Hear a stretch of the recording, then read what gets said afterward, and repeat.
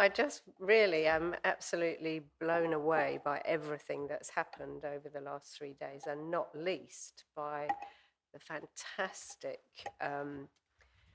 positive results that are coming out of the research that we have helped to fund, and that is just amazing. So when we began 20 years ago, we had three main objectives. We wanted to raise the awareness of cholangiocarcinoma, we wanted to provide information to those who need it, and we wanted to encourage and support research. They are the objectives that we've held to over the past 20 years. And with what's been seen over the last few days, starting with the clinical nurse specialists, through all the multidisciplinary presentations we had yesterday, to the remarkable scientific presentations today. And, you know, it's not quite over yet. We've got some exciting stuff to come.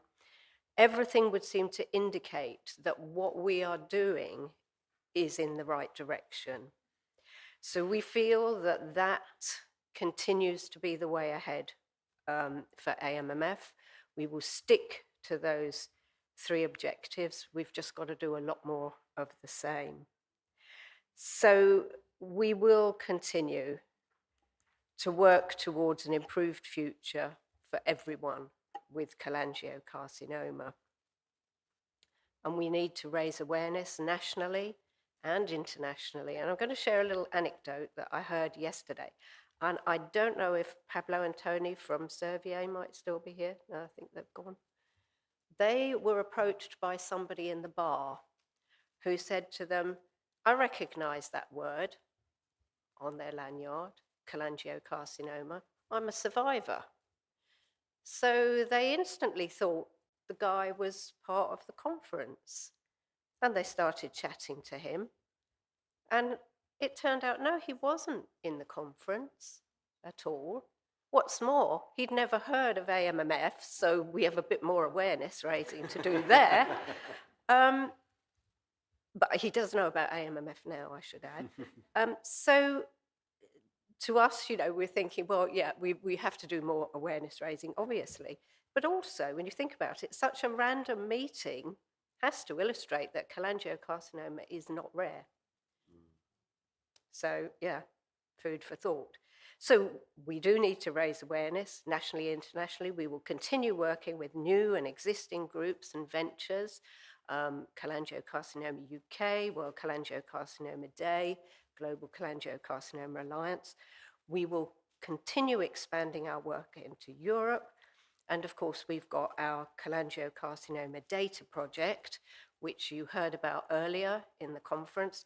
And we really, really hope that the information coming out of that, we will be able to use as ammunition to improve the future for everyone by actually looking for change, real change from the movers and shakers that can make the change for us. We also, of course, need to continue providing reliable, accurate information, not only for everyone in the UK, but as much as we can for those in Europe too, who are very poorly served at the moment. We do have our new European website project.